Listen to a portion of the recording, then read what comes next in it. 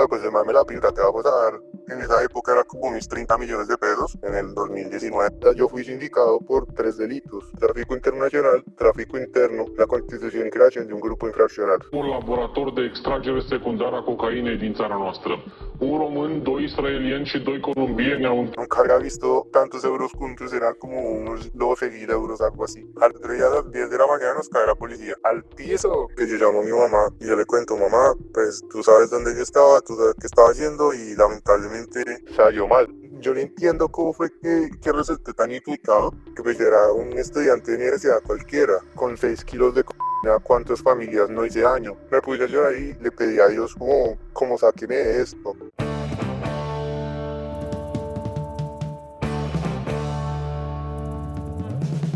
Hola gente, ¿cómo están? Bienvenidos a un nuevo capítulo de Pillados. En el día de hoy tenemos una nueva entrevista. Es un invitado muy especial el que tenemos el día de hoy. Estamos conectados con él vía Skype, vía llamada. Él es un joven colombiano. Él actualmente está en el país de Rumanía. Está esperando una condena, como ya vieron en el título del video, una condena por narcotráfico. Entonces él nos va a contar su historia. Él es Juan. Juan nos va a contar un poco de su historia, de sus inicios, de cómo llegó pues a estos medios y en qué estado está actualmente. Nos va a dar una reflexión también de lo que fue su camino y su vida. ¿Cómo estás, Juan? Buenos días, ¿nos escuchas? Hola Juan, buenos días, ¿cómo estás? Sí, buenos días. Agradecer primero por la invitación. Gracias que pues, me ayudan a dar a conocer un poco de mi historia también. Como lo decías, también llevar este mensaje también que tengo por compartirle pues a la gente que va a ver este podcast y pues no, gracias por invitarme. No, gracias a ti, Juan, por aceptar esta invitación. Sabemos que es una historia un poco compleja de contar. No todo el mundo es capaz, pero pues lo que buscamos es ese mensaje de reflexión para dejar para las personas que están de pronto pasando por una situación similar, que tú les puedas dar tu punto de vista y pues queden con un buen mensaje de esto. Una buena reflexión. Juan, ¿qué tal te parece si empezamos por tus inicios, tú acá en Colombia? ¿Cómo fue tu juventud? ¿Qué te llevó pues al momento en el que estás ahora? Bien, pues como tal, yo nunca me planteé como tal llegar y estar en una cárcel. Creo que es algo que nadie puede como imaginar o prever hasta que las cosas suceden. Pues lamentablemente esa es mi situación ahorita, pero pues todo comenzó sin pensar que llegara a suceder. Digamos que cuando yo comencé a ligarme a estos temas del narcotráfico, lo hice como tal vez muchos comienzan, siendo un consumidor. Poco a poco, pues nada, empecé a consumir, empecé a aumentar, digamos, los niveles de droga que consumía, los tipos de drogas, como que... ¿A qué edad empezaste más o menos como a explorar las drogas? Sí, yo comienzo a los 14 años, comienzo pues con el consumo de marihuana. Como te decía, como que uno tiene una fase como muy exploratoria de querer conocer, de querer probar todo, y así se mantuvo mucho tiempo. O sea, como que bien, con la marihuana puedo decirlo, nunca tuve ningún mayor inconveniente. Era un consumidor, pero un consumidor útil, era como funcional. Ahorita se cortó un poquito la señal, pero nos comentabas que te lucrabas y empezaste a ver dinero de la droga. ¿Con esto te refieres a que la comercializabas o a qué te refieres? Sí, pues digamos que en búsqueda de mejores oportunidades y como de tener lo mío entre cierta forma de llamarlo, empecé a darme cuenta que era algo que se podía hacer, que se podía realizar. Entonces poco a poco fui conociendo a dealers más grandes, gente que ya movía cosas pues más pesadas, y creo que un punto de inflexión, una vez me invitaron a un viaje A Cartagena. Ese fue ese fue el primer punto en que, como dirían algunos, pero de finura. Y el cuento era como, me invitaron a una reunión en Cartagena a pasar una semana ya con una gente. Pero pues para ir, digamos, ellos me pagaron el tiquete, pero para ir y para echarme allá, pues me dejaron un encargo, ¿no? Entonces ese encargo era llevar ciertas cosas conmigo, en mi maleta o conmigo hasta Cartagena, pues por vía avión, por vía aérea. Entonces, claro, pues yo no lo medité mucho, como te digo, yo pues estaba pero muy metido en el cuento de querer avanzar en la organización, por decirlo de algún modo, de querer también mostrarme como capaz de hacer las cosas, ¿no? Entonces me con los tipos, ahí están unas cosas para llevar, y entre ellas pues eran como litros de ketamina, una vaina así, eran bastante ketamina, eran como 3 cajas de ketamina. Y pues nada, yo camuflo como puedo, obviamente la reembarro en cosas diferentes, las meto al equipaje de bodega y y vámonos. La verdad no estuve mucho como pensando qué más no podía pasar o cosas así. Sí. Pues nada, gracias a Dios no pasó nada. Y viene a Cartagena y ya me presentan a una gente pues dura, ¿no? O sea, como que parece coronó esta, si coronó esta, pues puede coronar hartas, o sea, como que Ya te sentiste como en confianza de que lo podías lograr y avanzaste. exacto. Ahí fue cuando yo me di cuenta, parce, que haber a los aeropuertos y pues puedo pasar desapercibido. O sea, entre otras cosas también es algo que no se entiende en el momento que no puede realizar cualquier persona. Y es que hay que estar extremadamente en calma. Los aeropuertos están supremamente monitorizados y desde que usted da el primer paso del aeropuerto está siendo vigilado. Entonces digamos que todo movimiento, todo gesto puede conllevar a que usted lo persigan y lo saquen de la fila y venga para una revisión. Sí. Ven, Juan, ¿y tú a qué edad tenías en ese momento? Wow, fue en el 2018. O sea, tendría como unos 20 años, no, 21, 22, por ahí. O sea, súper joven. ¿Y cuál era la situación con tu familia en ese momento? La relación con tus padres. Sí, algo que es muy personal, que es que yo siempre llevé como una doble vida. O sea, digamos que en mi ambiente familiar, en mi ambiente social, en la gente que me conocía, digamos, en mi barrio, la gente que se me veía comúnmente en los contextos normales de cualquier persona, me tenían otros aspectos. Digamos, yo estoy involucrado en temas con la música, toqué el saxo con muchos años de mi vida. También fui como, en cierto modo, un activista, o sea, hice cosas dentro de mi comunidad. Y entonces como que esa parte era la que veía mi familia. Lo mismo con los temas de la universidad de estudio, como que nunca los defraudé. O sea, para tu familia eras un muchacho súper juicioso, digámoslo así. Sí, era eso y pues ya cuando llegaba la noche, cuando llegaba el fin de semana, cuando hacía mis cosas, era otra persona totalmente distinta que ya pues conocían otro tipo de persona y pues que ya era otro tipo de pues de circunstancias en las que yo pues me mostraba ser de la otra manera que no dejaba ver al mundo. En ese orden de ideas, Juan, que nos cuentas, ¿no era un problema tanto familiar? Yo quisiera preguntarte por la razón de la que tú consumías, por qué gusto le veías a las sustancias, si era simplemente el gusto, la curiosidad, o tú tratabas de llenar algún otro vacío que sentías en ese momento. Claro, yo creo que sí, comienza como les decía, como esa curiosidad, ¿no? Pero bueno, eso lo descubrí muchos años después. Digamos que ya al final de mi consumo, yo hoy en día ya no consumo ninguna droga, llevo casi 3 años limpio. Ok. Más adelante descubro que esa necesidad de apartarme de mi realidad, porque a mí me encantaban las cosas disociativas, o sea, a mí no me gustaba como tal las cosas que te ponen así más alerta, más activo, con mayor energía, no, a mí me gustaban las cosas que te llevaban a todo vuelto, que te paralejaban, que te hacían alucinar, que te sacaban totalmente de la realidad. Okay. Entonces ese tipo de cosas es lo que yo buscaba justamente para evadirme de esa realidad que no había. Pues después de, digamos, de australizarme, ya la conclusión que todo fue a raíz de la pérdida de mi padre. Yo pierdo a mi padre cuando tenía 6 años y me desconecto totalmente de mis sentimientos y de mis emociones y dejo de vivir conscientemente lo que siento para evitar toda sensación a raíz de la tristeza que eso me deja. Okay. Entonces ya cuando crezco, ese vacío que hay y redunda en mí, y me di cuenta que ya no puedo sentir y que ya no puedo ser feliz. Pues. Lo mismo también pasaba con los cuadros. Veía un cuadro y la pasaba muy buena la noche, al otro día me sentía triste, pero era una tristeza placentera para mí porque yo no podía sentir, o sea, era como tener un impedimento en cuanto a los sentimientos, o sea, como cuando tú quieres llorar y no puedes llorar porque simplemente así estés demasiado triste, no encuentras el camino para acceder a tus emociones. Así era como me sentía en ese momento. Fue como una búsqueda de suplir esa incapacidad de tener sentimientos dentro de mi vida a través de las sustancias. Eso es lo que me lleva como tal al uso y después como al abuso de las drogas. Y en esos días también tenía que tener como una fuente de ingreso que me permitiera suplirme todo eso. Entonces ahí fue como... Justamente eso te iba a preguntar, justamente cómo suplías. Y ahí ya nos estás contando porque pues estamos hablando de drogas costosas, las drogas que son de las que buscabas no eran económicas. Yo no entiendo cómo fue que resulté tan implicado porque... que pues era un estudiante de universidad cualquiera, que de un momento a otro resulté sentándome con gente que tenía órdenes de captura y cosas así por el estilo sin saberlo. En el momento que tú nos cuentas la historia de Cartagena, para volver como al hilo de la historia, estando en Cartagena con 20, 21 años, ahí ya estabas en la universidad.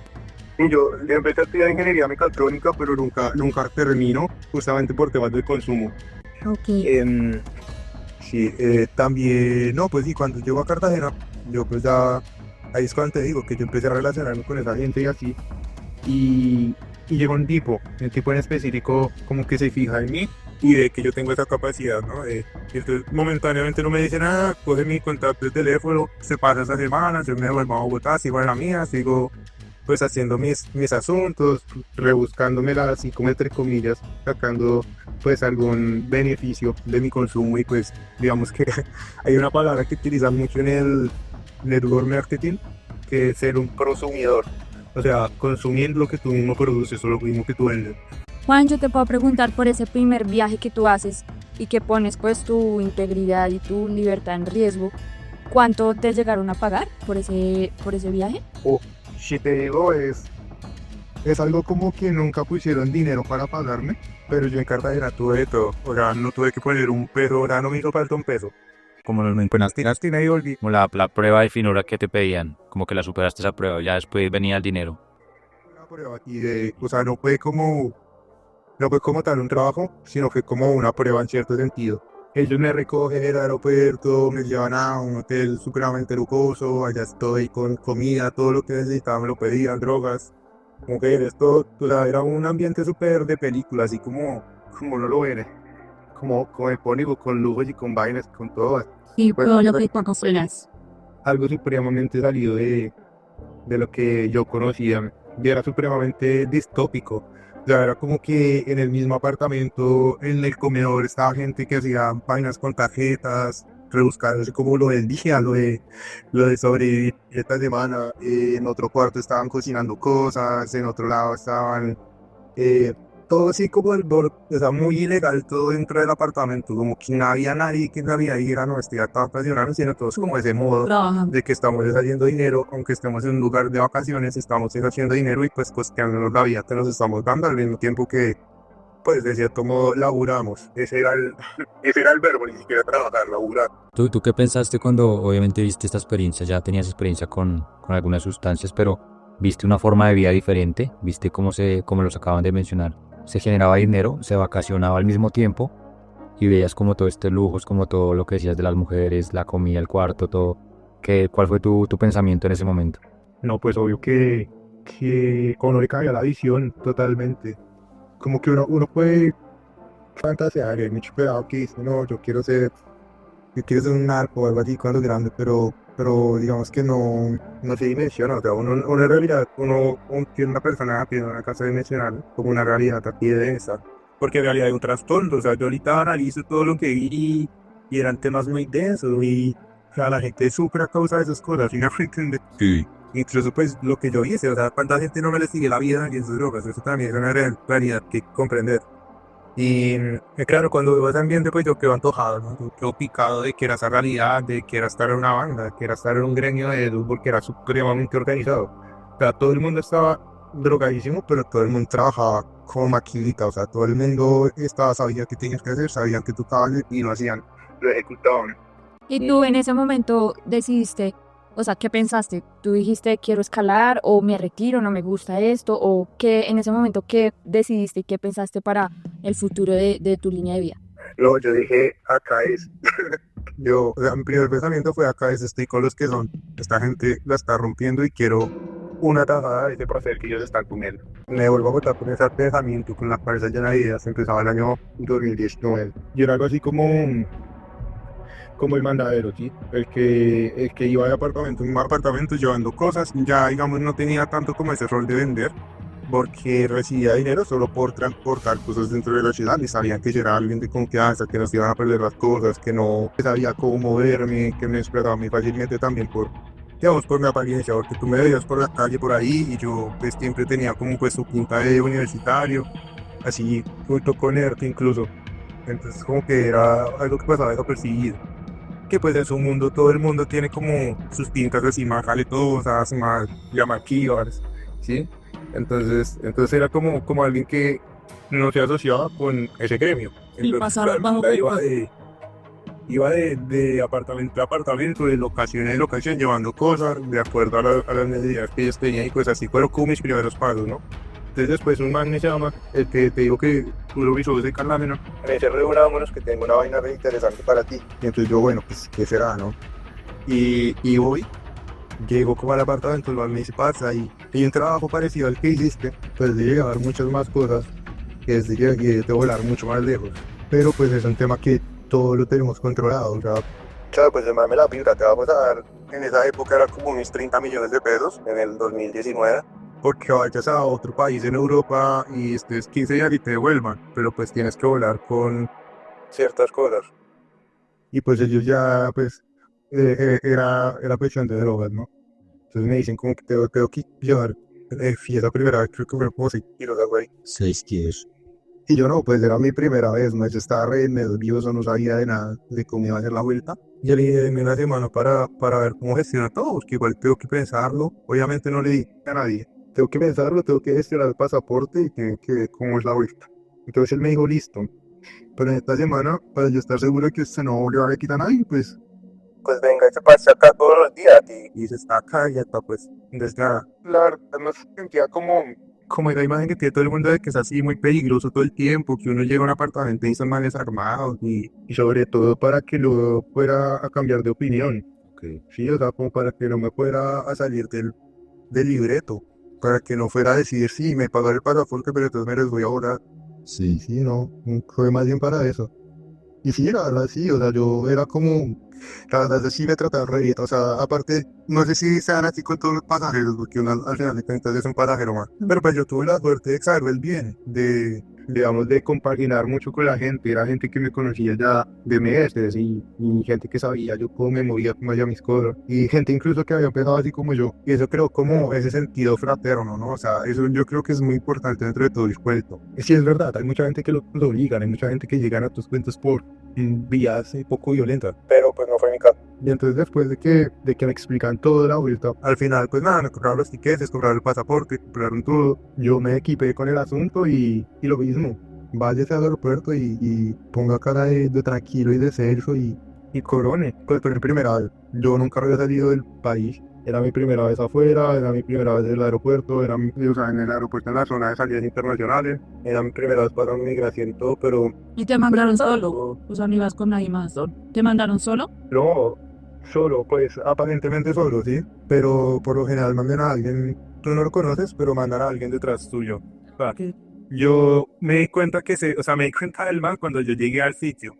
Pero a mí sí me presentaron, o sea, de que estábamos en un almuerzo, llegó alguien y se sentó en la mesa y le dijeron como, mire, es ese. Sí. Y me señalaron. Pero yo me di cuenta de que era vigilado por alguien más. Cuando ya llego allá al sitio, me bajo del aeropuerto, estoy saliendo del aeropuerto, espero la maleta y veo que ese mismo tipo que está esperando la maleta. Y pues yo nada, como que no interacciono con él, no, o sea, lo ignoro. Y ya con un taxi me voy a donde tengo que ir, hago las llamadas que tengo que hacer y pues ya, eso fue el asunto. Salió bien la primera vez.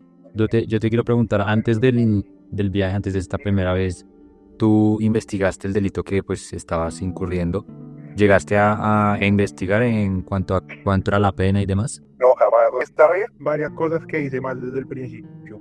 Porque ahorita me imagino que ya tienes en tu cabeza saber el estimado de lo que incurre esto. Si lo hubieras investigado, ¿eso te hubiera detenido a la primera vez o...? Y luego, o sea, yo la primera vez que investigué y fue en otro país y fue otra vaina muy diferente, fue con otra gente, o sea, la verdad, así fue como empecé, pero después se fueron degenerando las cosas y esta última vez pues salió mal porque no existieron las mismas garantías, porque también uno abusa de la suerte, porque no se atento a muchas cosas. Para seguir como la historia, en esta primera vez cuando tú coronas, recibes el dinero, ¿vuelves a Colombia con el dinero? ¿Qué pasa? ¿Te quedas allá un tiempo? Pues mira, yo llego al sitio donde me voy a quedar en un Airbnb, llego, hago mis llamadas, dejo las cosas, pues me dejan el dinero. Entonces nada, yo, en primer lugar, nunca había visto tantos euros juntos, eran como unos 12.000 euros, algo así.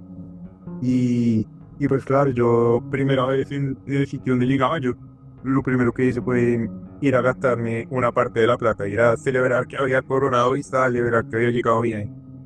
Entonces, no, pues Fui, me compré celulares, me compré ropa, me compré zapatillas, me puse pues una pinta bien pesa, en la noche salí, festejé, me emborraché, llegó el mierda el otro día. Y empecé a recorrer la ciudad, empecé a recorrer la zona esas 2 semanas y todo lo que quise darme, porque nunca pensé como en un futuro más allá. O sea, digamos que yo sentía que tenía que disfrutar el momento como lo estaba viviendo y así lo hice.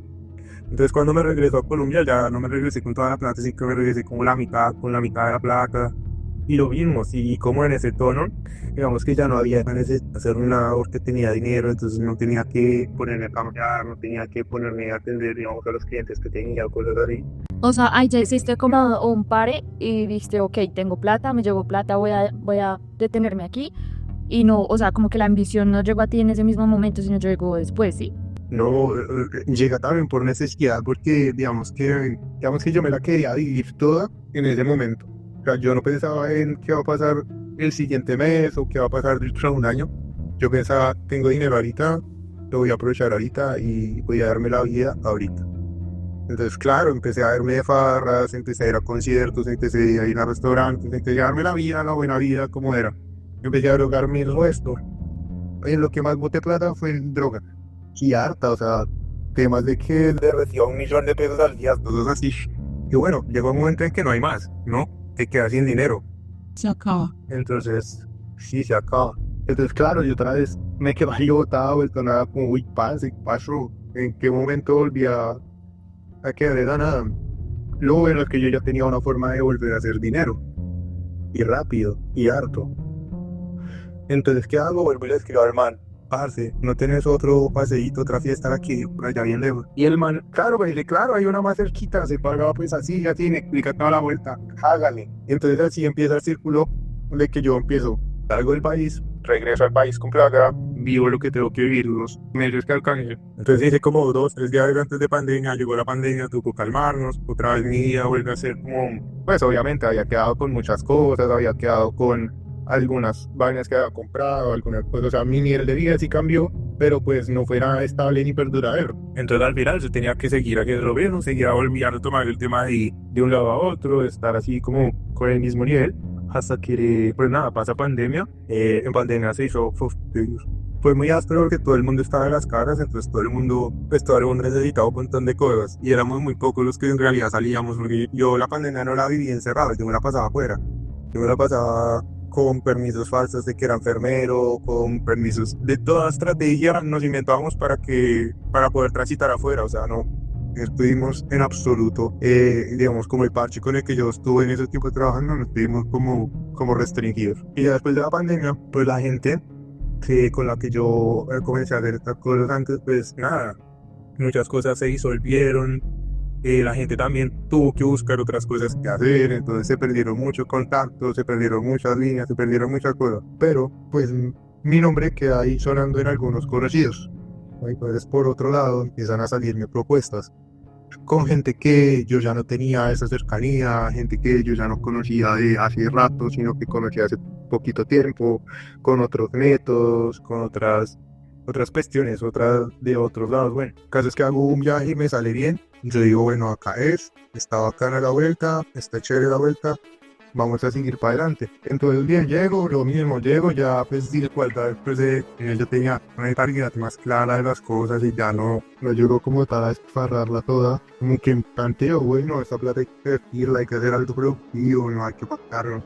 Y creo en alguien, o sea, había un par de locos supuestamente cercano a mí, me propone una vuelta, me dice, no, pues hay para invertir una luca, hay para hacer ahí un negocio, pues si sale, y pues si no, pues nada, nos caemos, o sea, perdemos la luz, perdemos la plaza. Y yo, bueno, confié en él, y claro, le di el dinero, y man, entonces pasan 2 cosas en mi vida, y es que, pues a raíz de todo mi consumo y todo lo que había habido, pues mi cabeza pues no aguantaba, y yo estaba como psicológicamente muy y muy baila, muy trastornado.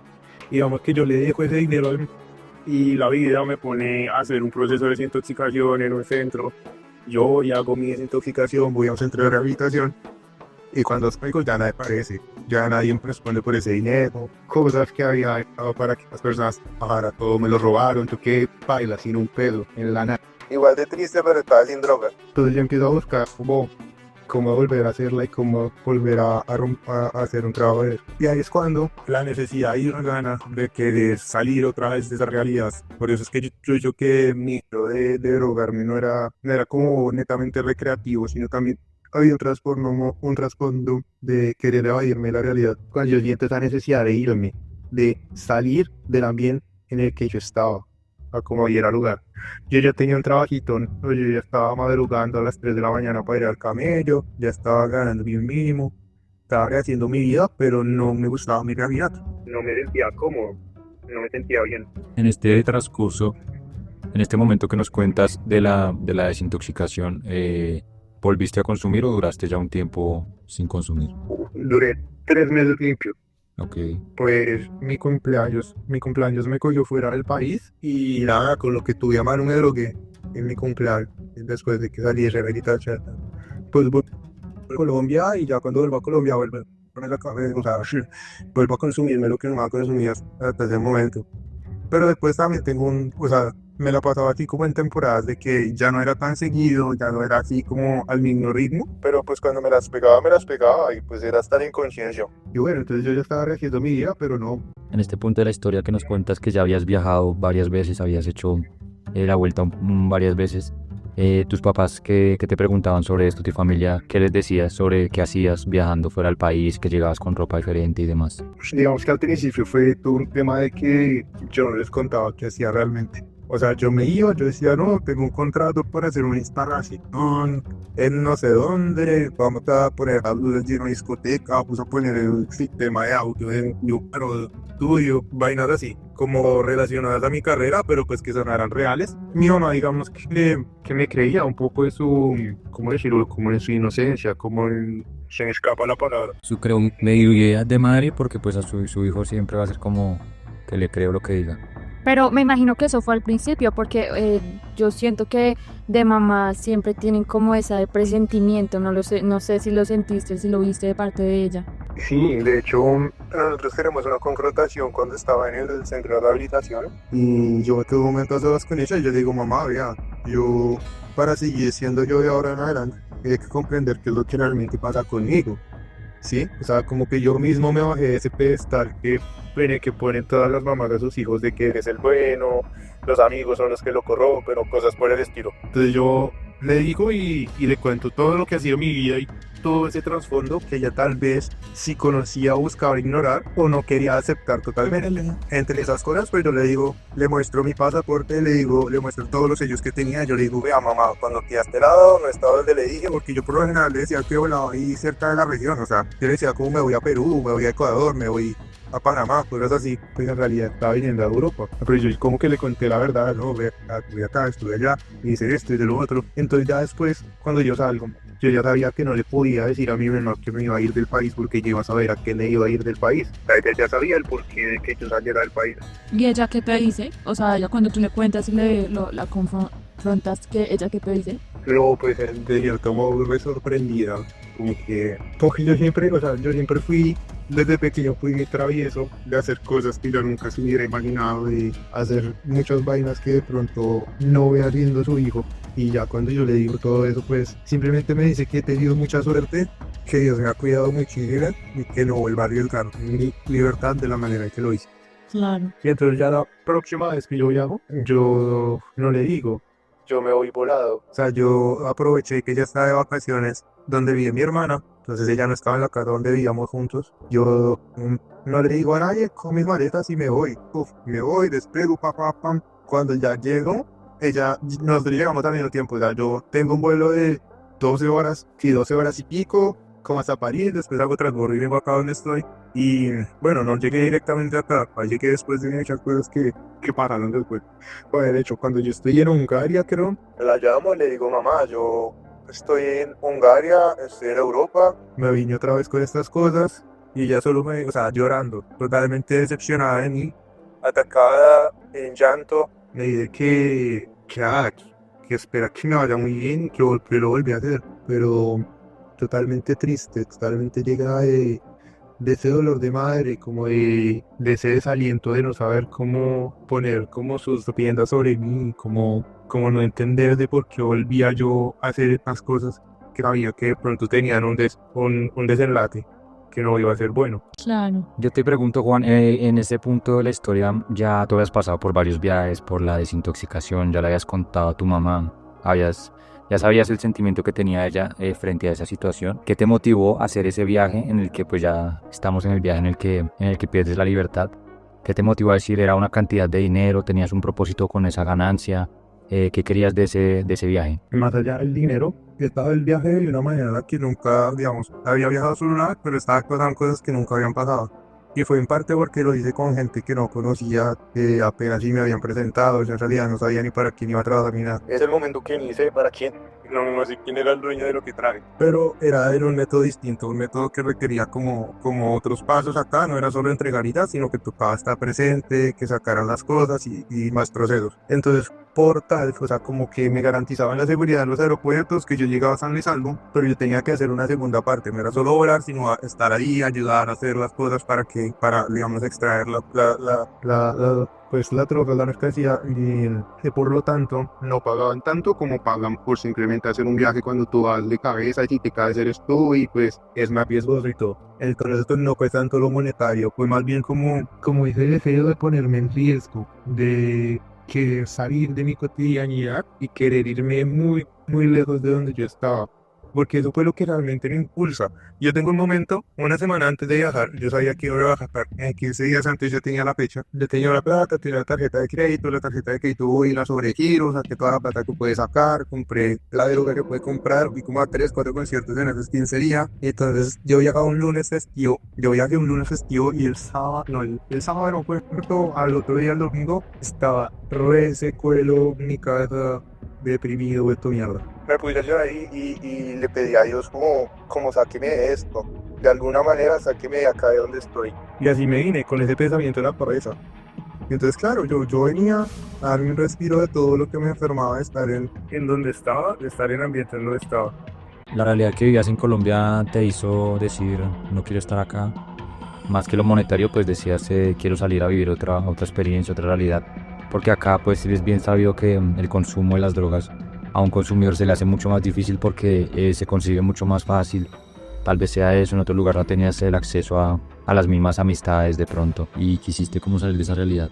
Sí, por sobre todo era como las sensaciones que me traía estar ahí, no sé, o sea, era también como una realidad interna, o sea, era como que necesitaba un golpe, una sacudida en mi vida que me hiciera desprenderme de ese deseo de estar todo el tiempo suspendido y anestesiado. Que al final fue lo que conseguí con todo esto. O sea, yo al principio sí me sentí mal por estar encerrado, pero después entendí que tenía que tomar cada día como un nuevo aprendizaje y que dentro de todo el dolor y el sufrimiento que yo estaba pasando, estando tan lejísimos de mi familia, sin poder llamar ni hacer nada por comunicarme con ellos, tenía que sacar algo de provecho. Y entonces ahí fue cuando empecé a ver realmente cómo eran las cosas y cómo era que toda la vida me había puesto en esta circunstancia para poder transgredir esas barreras que me ponía individualmente al estarme drogando en Colombia y al estar suspendida, al estar desprendida de la realidad todo el tiempo. Entonces yo llego a una ciudad, yo llego a Varsovia, la capital de Polonia, y llego y anuncio, yo ya estoy acá, yo llegué, como es recién conozco.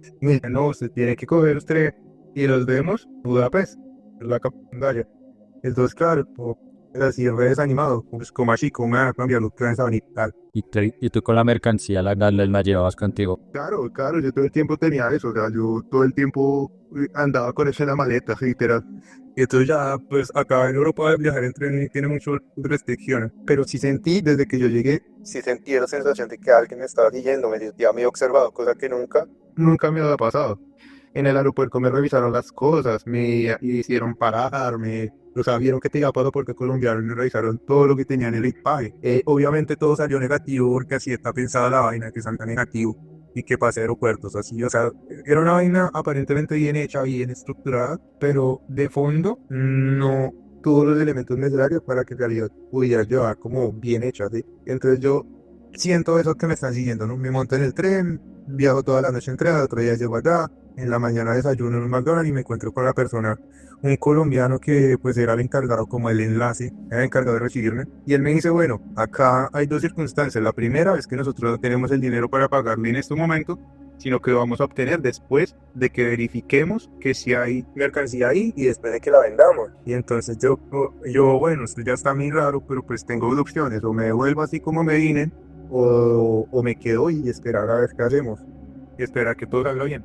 Me dicen, todavía toca ir un poquito más lejos porque los manes que nos reciben no son de acá húngaros, sino que son rumanos, y pues ellos tienen todo allá, toda la logística, todo lo tienen allá preparado. Entonces yo le dije al man, primero, ya me contacté en Colombia, ¿se puede confiar en este man? Ellos me dijeron, sí, este man trabajado toda la vida con nosotros, es un cucho que sabe mucho, él es el que le va a enseñar y con el que va a hacer todo. Entonces yo, bueno, listo, entonces me voy con él, confío en él. Claro, nos montamos en el carro, venimos acá, yo llego, me di cuenta que todo está re mal, nos quedamos en un apartamento literal abandonado.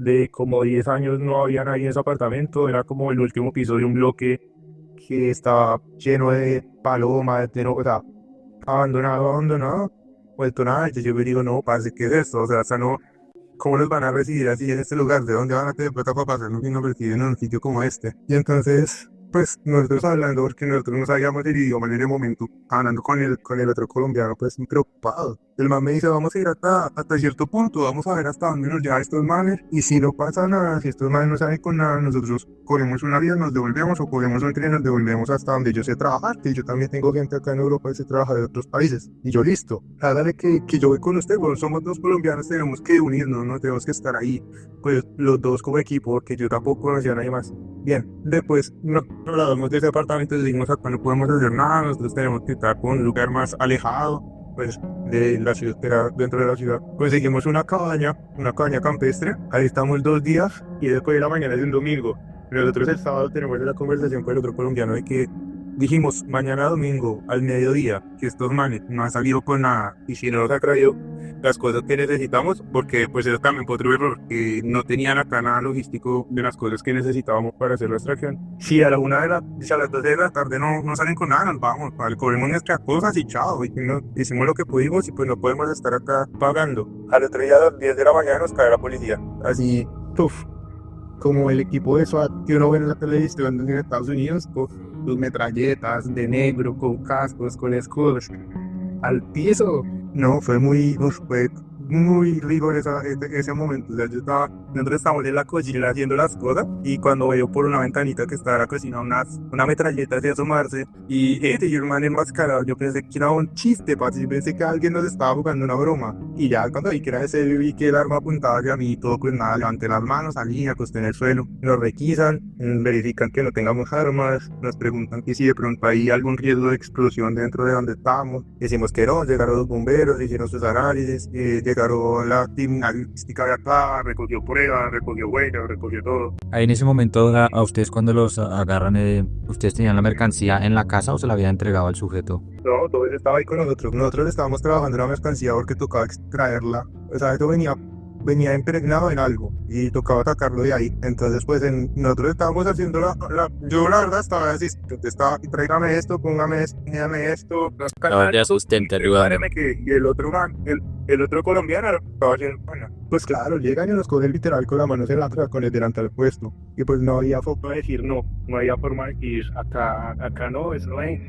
Pero por la forma en que llegaron y la cantidad en que llegaron armados y demás, ¿tú crees que alguien les avisó cómo fue que ustedes estaban haciendo eso? ¿Alguien se dio cuenta? Pues esa es la otra parte de la historia. Que yo cuando me sentí seguido, en cuando llegué y cuando salí del aeropuerto, yo sí me estaban siguiendo. Resulta y pasa que la gente, los romanos, que venían que recibieron las cosas acá, hace un mes que estaban siendo investigados de la policía, y que acá es una división que se llama la división antiterrorismo y antinarcotráfico. Entonces estaban seguidas por los que estaban desde hace un mes antes de que yo llegara acá. Ellos ya estaban en un proceso en el cual estaban siendo investigados, siendo seguidos, sus teléfonos estaban siendo escuchados, todo el momento, todos los pasos, hay grabaciones desde cuando cruzamos la frontera hasta cuando nos cubrieron. O sea, para lo que vimos fue registrado, y también fue pues errores internos de ellos. O sea, en un momento él habló con una persona con la que no tuvo que hablar jamás en su vida, y ese fue el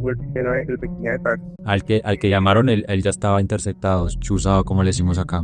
Sí, la verdad, pues sí, la verdad. Un supuesto cliente en realidad era un policía cubierto. Bien. Entonces ahí fue, a partir de él, pues que empezaron a investigarlos a ellos, y pues yo ya caí así como En la Es cola correcto. de todo eso, sí. Sí, porque incluso sabían que se tenía que hacer un proceso.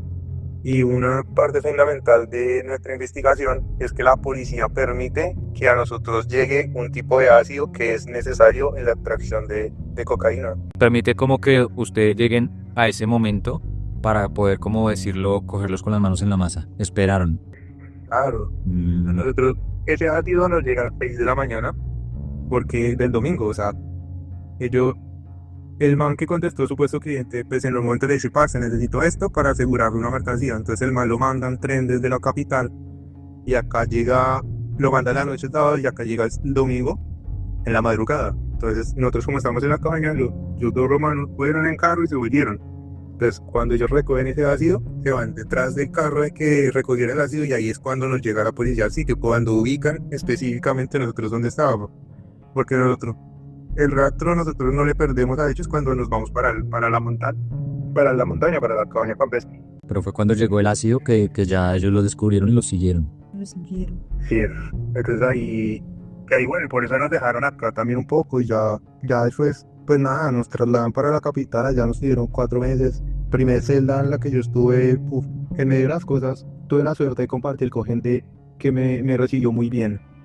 O sea, era en una estación de policía, en un sótano, una pieza realmente pequeña, 3 camarotes, 6 personas, el baño quedaba dentro de la celda, un televisor, una mesa y ya, eso era todo lo que había. Un aire acondicionado porque llegué en verano y la verdad sin aire acondicionado era imposible estar. Y con la suerte que uno hablaba inglés y con él me entendía. Antes de eso pues yo tuve esa llamada, la famosa porque a la que uno le dicen que tiene alguien para llamar. Y sí, Y que yo llamo a mi mamá y yo le cuento, mamá, pues tú sabes dónde yo estaba, tú sabes qué estaba haciendo y lamentablemente salió mal. Y claro, fue muy duro. Después de esa llamada yo le empecé a caer las consecuencias de mis actos. Antes de todo eso, yo no tenía una visión, o sea, no, siempre tenía esa tendencia a no medir el alcance de mis actos, ¿sí? De algo y no percatarme del daño que causaba en mi entorno, de ser, digamos, entre egocéntrico y un poco falta de empatía, o sea, de tener un poco esa falta de empatía. No puedo decir que era totalmente a causa del consumo, creo que es un defecto de carácter que cultivé durante mi vida. Y entonces solo en ese momento como que realmente me di cuenta de todo el impacto que había hecho en mi mamá, más que todo. De la magnitud de lo que se venía, porque ya era algo para ella difícil, estabas lejos, no era como que pudiera visitarte, nada. Y ella desde el momento cero que supo lo que tú hacías, pues me imagino que no tuvo un momento de tranquilidad, porque sabía que en cualquier momento iba a pasar. Claro. Y por sobre todo mi hermana mayor también me escribió por mensaje, pues el 10 a terminar esto. Ay, no. Y ese fue el último mensaje yo le respondí después de que me escribió eso, no los di. Y como una semana pues me cogió la policía. Lo que a mí me dio pues a ver para la conducta de que decía por tráfico internacional. O sea, yo fui sindicado por 3 delitos. Tráfico internacional, tráfico interno, la constitución y creación de un grupo infraccional. Y pues todas eran condenas supremamente grandes. O sea, yo veía los límites, digamos, los topes máximos de las condenas eran 15 años, 12 años y 10 años. Entonces yo decía, no, me van a dar toda una vida en la cárcel, no voy a volver a ver a mi familia. La paila, el primer día yo la pasé muy mal. claro. ¿Ya qué edad tenías? 25 años. Estaba súper joven. Sí tenía, bueno, ya después fue un proceso de llegar ahí, adaptarme a la celda, adaptarme al idioma, no sabía nada del idioma. Tuve suerte de que siempre en la celda, y eso sí, creo que se lo agradezco con mis familias, siempre hubo alguien que sabía inglés o sabía italiano. Entonces, de alguna manera nos entendíamos hasta que ya empecé como tal. Una mañana estaba aburridísimo y dije, quiero leer un libro y no puedo porque no entiendo el idioma. Entonces le pedí a mi abogado, que era un abogado de oficina, le pedí que me hiciera el favor de mandarme un diccionario de español a romano. Y ahí empecé así palabra por palabra a descifrar el idioma. También pues ya entendía como ciertas frases, ya entendía cositas poquitas. Y ya después cuando ya salgo de la estación de policía y me llevan a una prisión, ya contaba con un vocabulario bastante extenso. Estuve 2 años y 2 semanas encerrado en una celda, en algo que acá se llama arresto preventivo. No pude comunicarme con mi familia los primeros 2 meses, fue totalmente difícil. Después pude llamarlos un poquito tiempo. Y luego de entrar a la prisión ya era un poco más sencillo, pues porque yo tenía acceso a llamadas de Skype, por ejemplo, cada mes tenía 4 llamadas de Skype, entonces pues ya podía comunicarme con mi familia, con mi esposa, bueno, la que es ahora mi esposa, con mis hermanas, y entonces sí, eso fue como la parte más suavecita del asunto, pero en realidad lo más duro fue tener que enfrentar mi realidad, porque ya no tenía cómo evadirme. Digamos que no existiera una manera para no hacerle frente a mis emociones como las sentía. Y empezó como ese proceso de tener un diálogo conmigo mismo y encontrarme a mí mismo. Digamos que eso fue como la parte gratificante de toda la experiencia, fue que pude conectar con una parte de mí que había olvidado, que había dejado de escuchar. Actualmente, das cuentas que pasaron 2 años desde que estabas en la celda. Actualmente ya sabes cuál va a ser tu condena total, qué estás esperando, en qué momento actual estás y qué podrías dejarle de mensaje para la gente que nos está escuchando, de pronto los jóvenes que quieren como incurrir también en esa vida, que lo ven como un camino fácil, que están pensando en hacer su primer viaje, porque sabemos que el internet tiene un alcance increíble que puede ayudar a muchas personas. Tu testimonio, entonces quisiera que nos compartieras como esa reflexión. Creo que todo que el crimen no paga. Y todo lo que uno hace tiene una repercusión en muchas vidas. Creo que tuve un proceso muy interesante y fue empezar a pensar cómo se sentían, por ejemplo, las mamás de las personas a las que yo les vendía droga. O, por ejemplo, en mis primeros viajes, con 6 kilos de cocaína, ¿cuántas familias no hice daño, por ejemplo? Eso fue como lo que reflexioné más a profundidad. Y es que uno puede decir, sí, estoy haciendo plata, la estoy rompiendo, pero detrás de cada gramo de droga que uno vende hay mucho sufrimiento, hay mucha sangre y hay mucha destrucción. Y creo que eso fue lo que más pude interiorizar, porque es pachadísimo uno vivir de esas cosas. O sea, digamos, uno gana plata, uno se está viviendo, se está entreteniendo, pero al final todo se derrumba, al final todo se cae, al final terminas en la cárcel, al final terminas muerto, al final terminas enfermo, terminas mal, parce. O sea, es un karma muy pesado el que uno crea al comerciar con el sufrimiento de la gente, que al final es eso, al final uno vende sufrimiento, weón. Eso es lo que yo pienso. Y ese es el mensaje, como que la vida es chimba y te la van a pintar de mis colores, te la van a pintar muy áspero, te la van a pintar como el negocio de tu vida, como, mejor dicho, la manera en que te vas a hacer millonario. Pero también tiene su otra cara, y es que asimismo la libertad no tiene precio. Y lo que uno puede hacer afuera de poder abrir la puerta de tu cuarto oscuro, eso es algo que uno tiene que hacer. Desde poder llamar a tus seres queridos todos los días, es algo que uno puede hacer adentro. El poder elegir tú qué comes, el poder elegir cómo te vistes, el poder elegir a qué horas uno quiere salir a darse una vuelta, eso no tiene precio. Y ese es el mensaje que muchas veces uno no puede jugar con su suerte, ni tentar a la suerte muchas veces. Al final el crimen no paga y todo acto tiene su consecuencia. Ok, Juan, muchas gracias. Te iba a preguntar, actualmente sabes, nos puedes contar de tu estado actual, ¿sabes cuántos años vas a pasar allá? ¿Cuándo puedes de pronto volver? Si has pensado en qué vas a hacer cuando tu vida vuelva a su normalidad, porque pues no va a ser normal, pero ¿has pensado en ese regreso? Bueno, respondiendo a la primera parte, aún hay temas por resolver en cuanto a los juicios, aún sigo estando en proceso de juzgamiento, queda una fase que es la parte de apelaciones, y por lo tanto prefiero no decir cuántos años me quedan de condena, hasta que sea algo definitivo, ¿no? Sí. Y por el momento estoy bien arresto domiciliario, me acogieron en un sitio maravilloso, ese también fue algo bueno. Estoy, a través de mi acercamiento a Dios, logré conocer a un párroco en la prisión que me recomendó, bueno, no me recomendó, me presentó la opción de poder pedir arresto domiciliario en un monasterio. Y pues después de hacer muchos procesos de petición para que me recibieran acá, logré recibir el estar en arresto domiciliario en un monasterio con el que estoy pues ayudando a la comunidad de monjas que están acá, que habitan acá, y pues por eso también te va a hacer un teléfono y ya estás corto. Y hasta que no tengo una condena definitiva, pues estaré acá. Ya cuando tenga una condena definitiva me volveré a prisión a continuar con el resto, con lo que queda de mi condena. Y respondiendo a la segunda parte de la pregunta respecto a qué quiero hacer después, Yo creo que lo que me mantiene limpio, lo que me mantiene consciente, lo que me mantiene lúcido, es el deseo de no regresar. Y es el deseo de seguir acá, donde sea, que no sea allá, que no sea en la misma cuadra, que no sea en la misma casa, que no sea en el mismo ambiente.